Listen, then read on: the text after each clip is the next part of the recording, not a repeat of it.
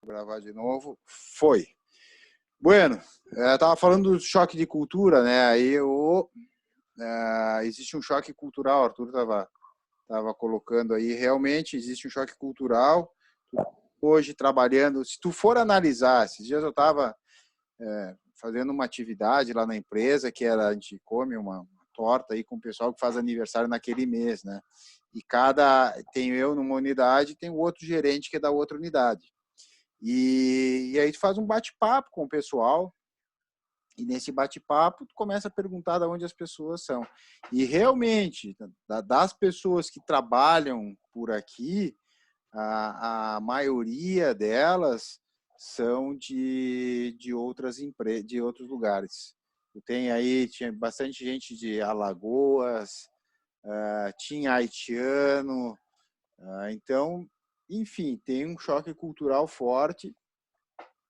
Por um lado pode ser bom, por outro lado pode apresentar algumas dificuldades, né? Mas isso, cada vez mais nós vamos ter que estar preparado para lidar com isso. Até porque, que nesses dias, não tem o certo ou errado. Esses dias eu vi no Facebook uma postagem lá, porque os chineses isso, aqui, porque eles comem cachorro, então não sei o quê. Daí eu pensei, tá, ok, hoje o cachorro é um animal de estimação, tipo, em algumas casas é quase um membro da família. Mas e como é que os indianos nos enxergam? Para os indianos a vaca é sagrada e nós comemos a vaca, entendeu? Então, tudo é muito relativo, né? A gente tem que cuidar isso aí no nosso julgamento. Tá, deixa eu puxar aqui. Tá?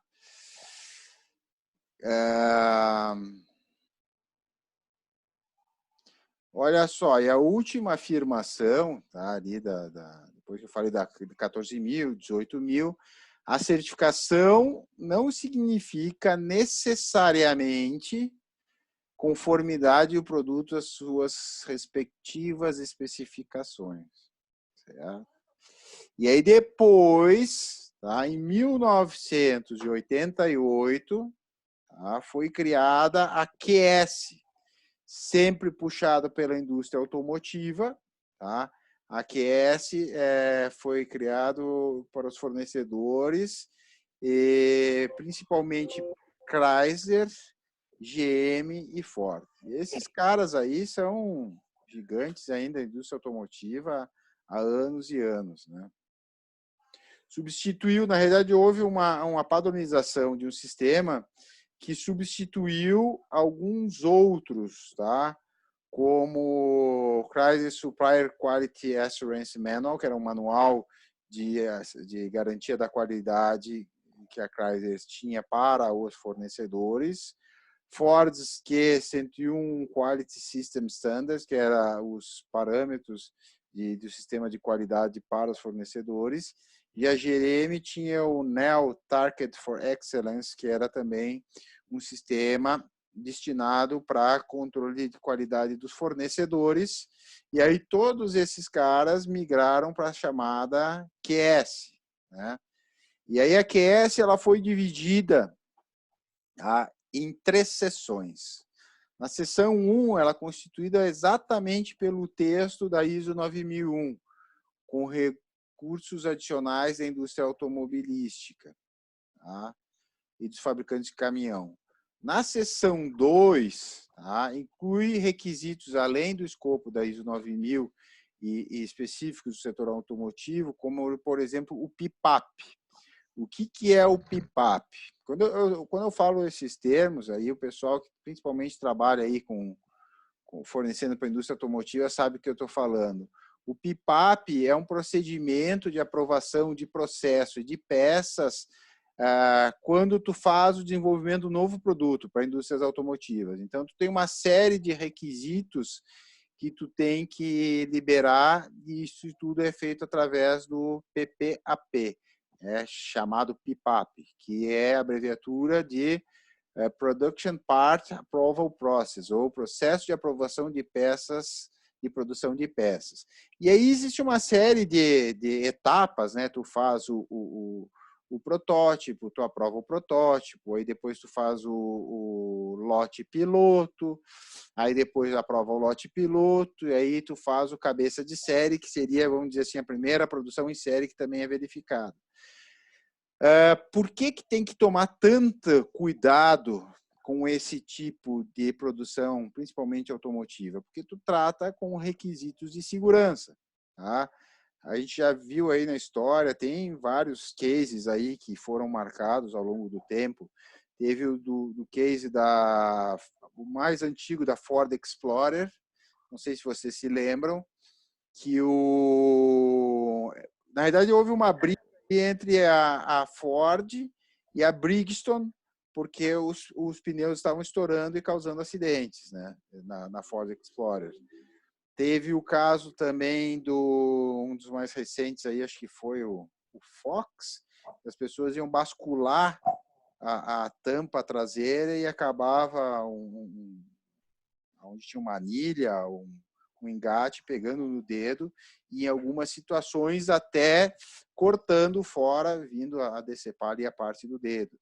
Teve casos até com a própria Toyota de travar o acelerador, né? Então, enfim, tudo o que tu tem de produto que está relacionado com a vida da pessoa, com a segurança da pessoa, tu vai ter que ter, obviamente, uma série de ferramentas para garantir com que o produto chegue na aplicação lá no cliente final com a garantia de que não vai ocorrer uma falha. E mesmo assim ocorre, né? Teve aí esses dias da Samsung também, que estourava o celular, chegou a até machucar ferir seriamente algumas pessoas. Enfim, tem uma série aí de outros. Deixa eu botar o chat aqui.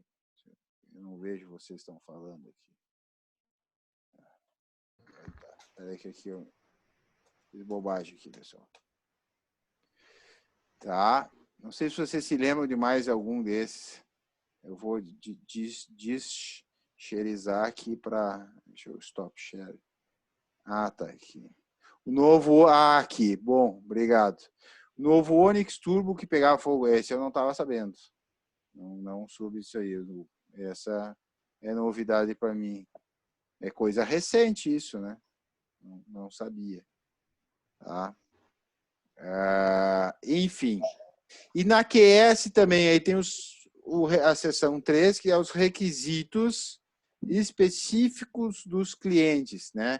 Que contém requisitos únicos de cada uma das 3 montadoras que continuam existindo no nível inferior de informação, como, por exemplo, símbolos de itens de segurança ou de peças. Tá?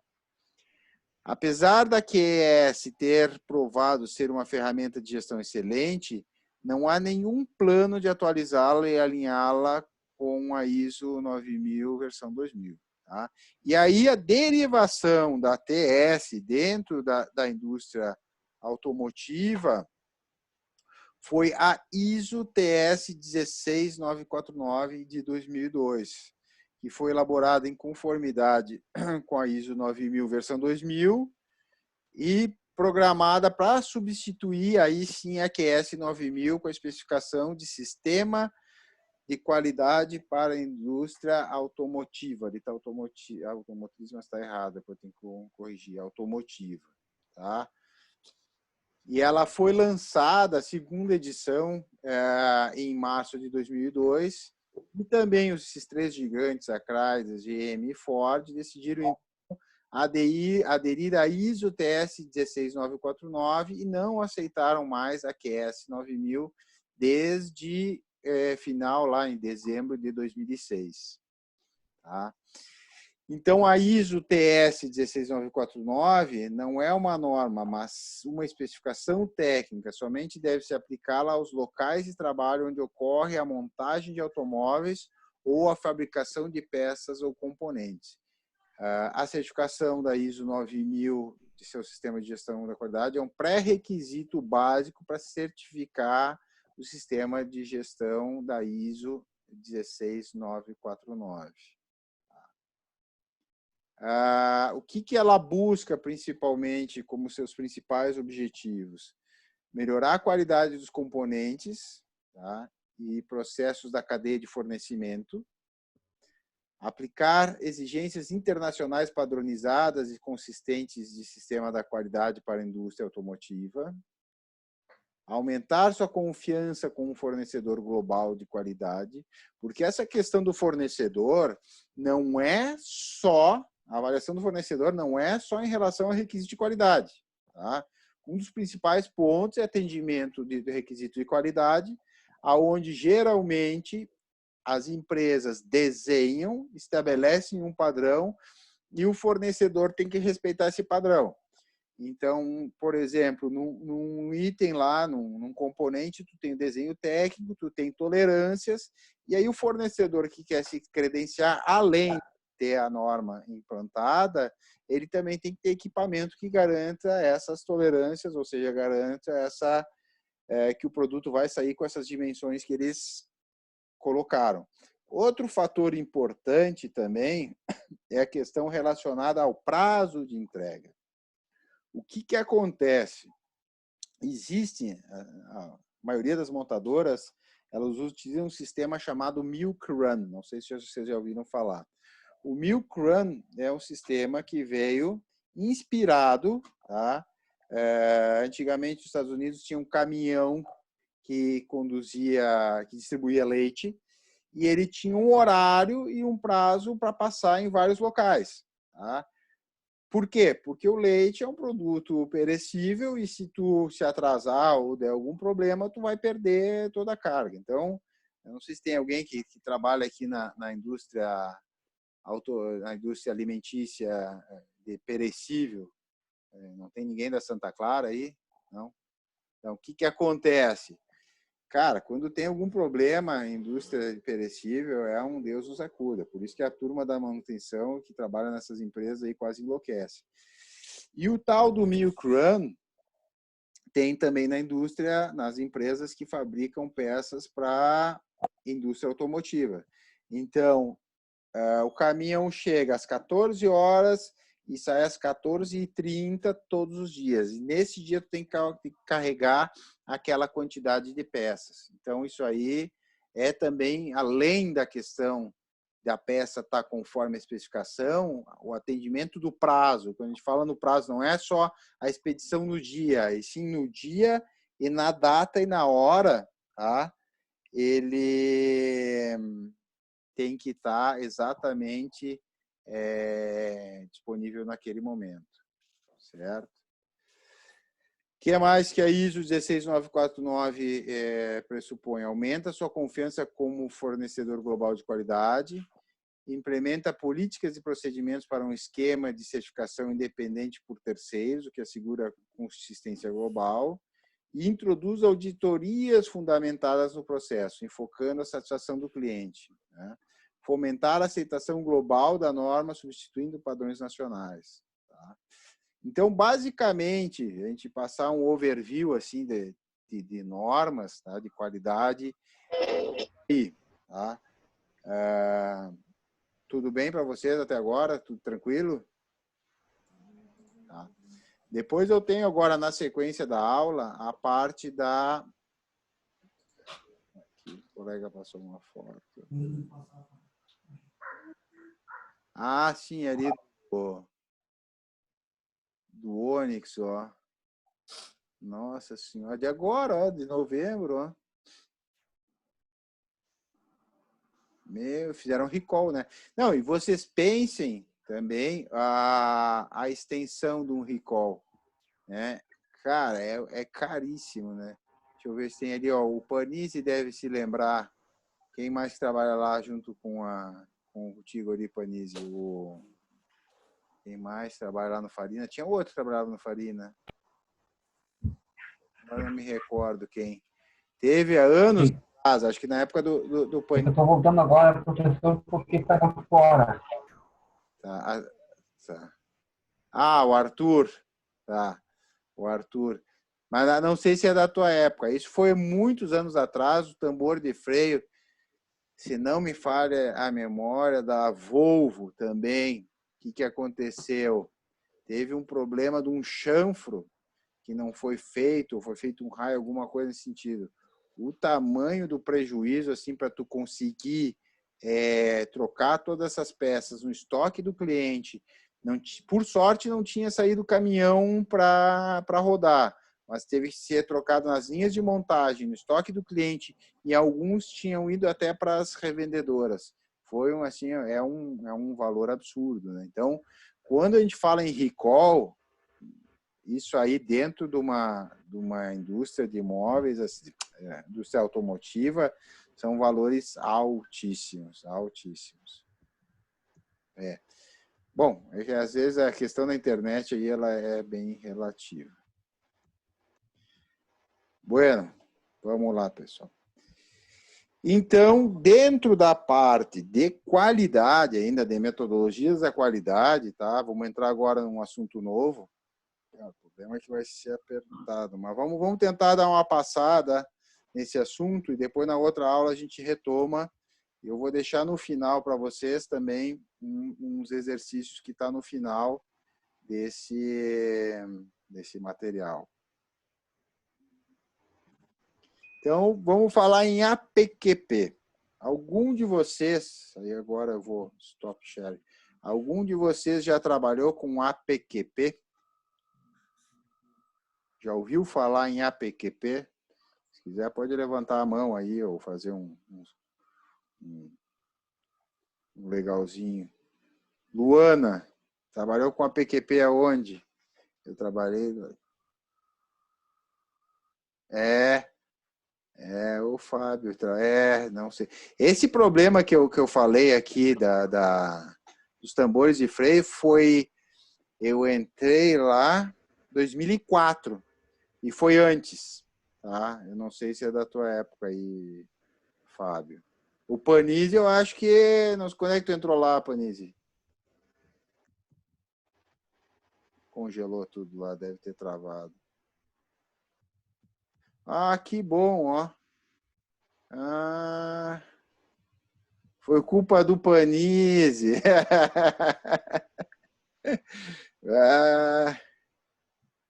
Acho que sim, trabalhei nessa época.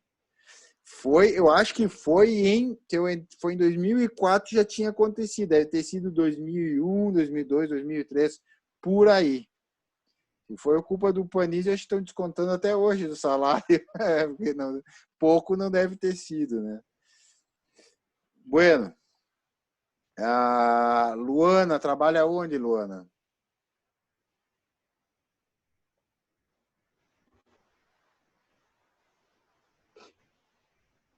Vocês conseguem falar ou quer escrever? Isso aí. FV Alpha. Então tá. O que é o APQP? Agora vamos entrar no assunto propriamente dito. Tá? Deixa eu dividir a tela aqui com vocês. Eita, até o final do semestre. Tomara que a gente passe logo essa fase aí, mas eu vou ficar craque nesse negócio aqui. Cara, PQP é o seguinte: quando tu desenvolve um produto, tá? Na maioria das empresas existe uma confusão no desenvolvimento do produto. E aí existe uma briga grande entre área comercial e fábrica, né? A fábrica dizendo que o comercial inventa e o comercial dizendo que a fábrica é rígida e não faz o que eles precisam que seja feito para agradar o cliente. Então, o APQP é uma metodologia. Por que uma metodologia? Porque integra uma série de ferramentas que vêm ajudar nesse sentido, tá? O modelo que está proposto aqui nesse material que eu vou mostrar para vocês é um modelo genérico. Não necessariamente, tá, esse seja um modelo que vai ser aplicado em tudo que é empresa. Cada empresa pode fazer uma customização, vamos dizer assim, do modelo a ser aplicado. Tá? Então, só para a gente resgatar um pouco da onde que ele surgiu, tá? O objetivo dele é padronizar o desenvolvimento e a implementação de novos produtos para que se evite ao máximo os erros. Tá? Então, o APQP é um processo desenvolvido no final dos anos 80. Tá? Só o Zoom que não abre. Bom, quem não conseguir aí, pessoal, eu sinto aí, peço desculpa, mas depois vão baixando. Vai demorar um pouco ainda, porque eu tenho que converter esses vídeos. E aí depois eu passo o link do YouTube, e aí vocês assistem no YouTube. Não é a mesma coisa, porque às vezes perde a oportunidade de fazer perguntas. Então, a PQP ele foi desenvolvido no final dos anos 80, tá? Por vários especialistas desses três montadoras que eram as maiores, que era a Ford, a General Motors e a Chrysler. Então, essa comissão investiu 5 anos para analisar o então corrente estado de desenvolvimento e produção automotivo nos Estados Unidos, Europa, especialmente Japão. Tá? Hoje, a PQP é utilizado por essas três companhias, suas filiais e fornecedores. E esse conceito está crescendo cada vez mais e cada vez mais as empresas elas também vão implantando, já que isso ajuda bastante as empresas a evitarem erros, esquecerem testes e documentos, e, enfim, procedimentos no desenvolvimento de produto. Então, o APQP, conceitualmente, ele é um método estruturado para definir e estabelecer as etapas necessárias que garantam que o produto satisfaça o cliente, né? Guia no processo de desenvolvimento do produto. Tá? Ele foi baseado em 23 tópicos principais, tá? Aonde a gente tem entrada e saída, são 5 fases, tá? Que devem ser completados antes do início da produção. Então, isso é importante. O que acontece se um produto apresentar falhas? Tá? Quanto antes eu conseguir perceber essas falhas, menor vai ser o impacto econômico. E não só econômico, quando a gente fala econômico, no sentido amplo, econômico no sentido financeiro e também de imagem da empresa. Tá? Porque algumas falhas em produtos podem queimar o produto no mercado. Então, aspectos como especificações de design, testes, processo de produção, padrões de inspeção de qualidade, capacidade de processo, produção, embalagens, testes de produção, planejamento e treinamento de operadores, tudo isso é envolvido no APQP. A principal proposta, a principal meta do APQP é facilitar a comunicação entre todos os envolvidos para assegurar que as etapas necessárias sejam cumpridas dentro dos prazos. E aí existe um paradigma nessa questão, que a questão toda é a seguinte: quando uma empresa ela tem como característica implementar muitos produtos, tá? O que acontece? A velocidade é alguma coisa crucial.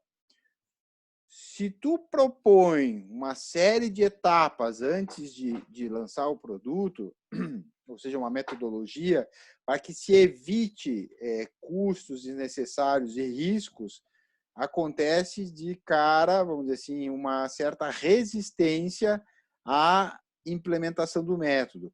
Por quê? Porque soa como se for uma metodologia que vai fazer com que se demore mais para lançar um produto. De certa forma, pode até ser verdade, mas tudo aquilo que a gente não conseguiu planejar antes, com certeza tu vai gastar mais tempo depois corrigindo. Então, existe aí nessa questão uma opção entre planejar e demorar um pouco no planejamento, um pouco mais, ou corrigir depois e pagar mais caro por isso. Tá? Então, a PQP ele vem nesse sentido. Eu analiso tudo o que é necessário, faço um checklist para que se evite problema.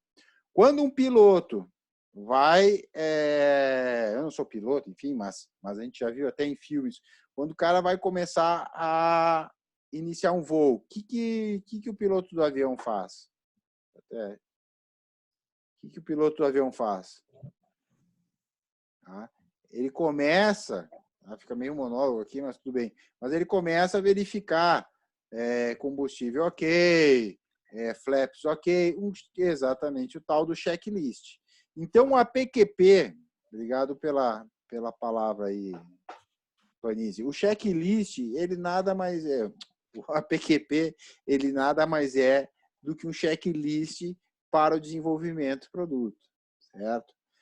Então, alguns benefícios, tá? Incremento de satisfação do cliente, priorização e direcionamento dos recursos para os requisitos de mais importantes dos clientes, uso de ferramentas, isso são ferramentas associadas ao APQP que nós vamos ver também ao longo do curso, como o QFD e o DFMEA, tá?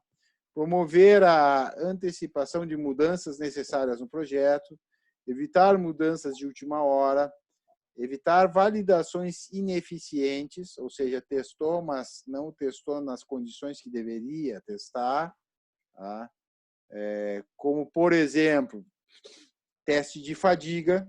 Tá? Teste de fadiga é o quê? Tu coloca um componente em uma situação de aplicação real e aí ele fica em ciclagem, né? Por exemplo, vou pegar o caso lá da Cinex, ali que o Fábio trabalha também. A gente fazia teste de fadiga em sistemas deslizantes. Então, tu pegava e colocava uma porta, abrir, fechar, abrir, fechar, abrir, fechar, até que quebra o sistema. Aí tu vai ver com que se o que o fornecedor falou, realmente ele... Ai, vai cair de novo. Se realmente está comprovando de fato. Tá? Só se cair de novo, a gente entra de novo, acho que daí mais uma puxada de 40, a gente praticamente conclui. Tá? Uso de ferramentas práticas e rotina de feedback, uso de lições aprendidas e maior velocidade de introdução do produto ao mercado. Então, tem um gráfico ali, deixa eu repartir com vocês aqui. Tem um gráfico ali, tá? Que mostra claramente o que acontece. O que é esse gráfico? Deixa eu até botar em tela cheia aqui. Esse gráfico é o seguinte, ó. Tu tem no eixo X, tá? O eixo de baixo ali, o início do projeto, lançamento e 3 meses. Então, é uma linha que demonstra ao longo do tempo. Tá? E no eixo Y, ou seja, o eixo vertical, tá? Tu tem ali a quantidade de alterações de engenharia. Então, está escrito ali, mas o que significa... A pergunta é a seguinte, a linha azul, a empresa gastou mais dinheiro ou menos para desenvolver o produto? Deixa eu ir no chat agora.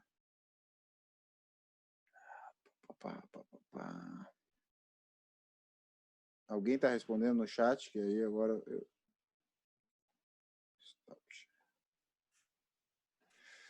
Mais, com certeza mais. Por quê? O que acontece? Voltamos lá. Olha só, aqui, ó, eu não analisei todas as possibilidades de erro ou de defeitos ou de desvios de fabricação antes de lançar o produto. Depois que eu lancei o produto, o cliente me apontou uma série de problemas, e aí eu continuei a corrigir para depois estabilizar. No APQP, a ideia é o seguinte, como eu vou fazendo uma análise previamente disso aí, eu vou vendo todos os problemas que podem acontecer para que antes do lançamento do produto eu tenha o mínimo possível de correções. Se eu tiver alguma correção depois do lançamento do produto, é que em algum ponto o meu APQP não foi eficiente. Tranquilo? Tá? Então, quais são os principais elementos do APQP? Compreensão da necessidade do consumidor, ou seja, e aí entram questões como análise de valor, para saber o que realmente o cliente quer. E aí existe uma ferramenta que depois nós vamos trabalhar, que é o QFD, que é o foco dele. Quem fez projeto de produto comigo viu isso, que é uma ferramenta onde se verifica o que o cliente considera importante em termos de aspectos funcionais e se traduz isso para questões técnicas, tá? Feedback e ações corretivas, projetar dentro das capacidades do processo, isso é importante em algumas situações. A área comercial, não por maldade, mas sim por desconhecimento, vende um produto que se torna muito complicado da fábrica fazer, tá? Principalmente em termos de capacidade produtiva. Ele faz a análise e o tratamento das falhas, verifica e faz a validação, revisando o projeto e, principalmente, controles especiais. Tá? Quais são os princípios do APQP? Organização da equipe, definir um responsável. É uma equipe multifuncional. Por que o da equipe multifuncional? Eu vou parar aqui para ver. O porquê da equipe multifuncional. É isso aí. Gastou mais. A equipe multifuncional pelo seguinte. Fazer uma pergunta para vocês. Quando vocês fazem um trabalho, tá? E vocês mesmos leem esse trabalho, tá? Qual é que é a tendência? Vocês conseguem identificar o erro de vocês? Não. Tá? Por quê? Porque a gente sempre tende a errar no mesmo ponto. Então, a ideia é que a revisão seja sempre feita por uma pessoa diferente. E quando a gente reúne uma equipe multifuncional, a gente começa a ter várias visões diferentes acerca de um mesmo problema. Então, é muito válido. Tanto que os CCQ, né, os Círculos de Controle da Qualidade, propostos lá pelo mineiro, lá, o Vicente Falcone, quando começou a parte de MASP e Círculos de Qualidade, sempre trabalhou na base de equipe multifuncional. O Falcone, eu não sei se alguém já leu sobre ele, o Falcone é um dos principais autores aí da parte de qualidade no Brasil, e ele se destacou principalmente fazendo um trabalho na então Brahma, né, que era da Ambev, quando o pessoal lá do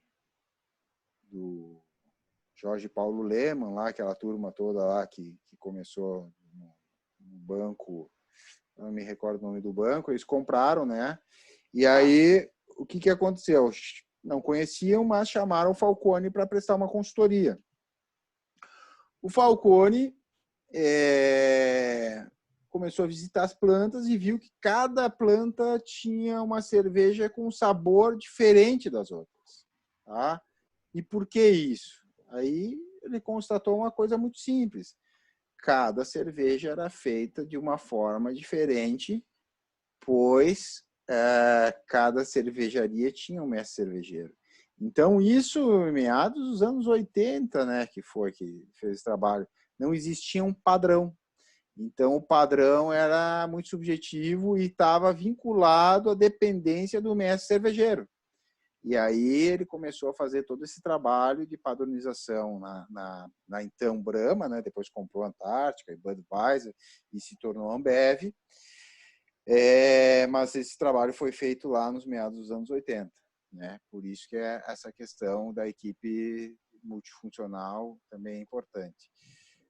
Definir a abrangência, identificar os clientes internos e externos, requisitos do cliente, selecionar as disciplinas de fornecedores que devem estar junto, avaliar a viabilidade do projeto, custos, cronograma e restrições. Né? Treinamento é uma fase importante, todos devem ter o mesmo nível de entendimento das ferramentas, tá? Linha de comunicação entre as equipes, envolvimento da equipe, engenharia simultâneas, planos de controles, protótipos, lançamentos, resolução de problemas, enfim. Tá? Então, quais são as fases do APQP? Basicamente, são 5. O planejamento e definição do programa, o projeto de desenvolvimento do produto, o projeto de desenvolvimento do processo. Deixa eu fazer isso aqui. A validação do produto e o lançamento e ações corretivas, tá?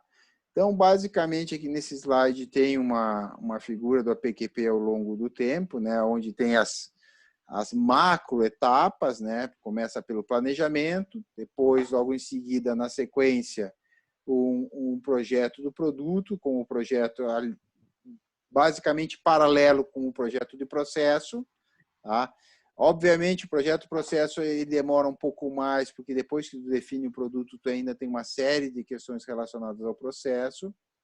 Tu faz as validações do projeto e do processo no momento que tu está definindo o processo, para depois aí tu fazer a produção em si. Basicamente, são 5 passos, né? Tu aprova o conceito do produto, ou seja, para que ele vai existir e qual vai ser a proposta dele, o que ele vai suprir em termos de demanda dos clientes, a aprovação do programa propriamente dito do APQP, a aprovação do protótipo, do lote piloto e do lançamento. Obviamente, entre protótipo e lote piloto, tem o protótipo, lote piloto. Antes do lançamento, algumas empresas ainda usam a tal da cabeça de série, ou seja, a primeira série do produto que tu fabrica para ver como é que vai ficar. Então, na primeira etapa, tá? Eu vou passar rapidamente aqui, até porque questões de tempo, e depois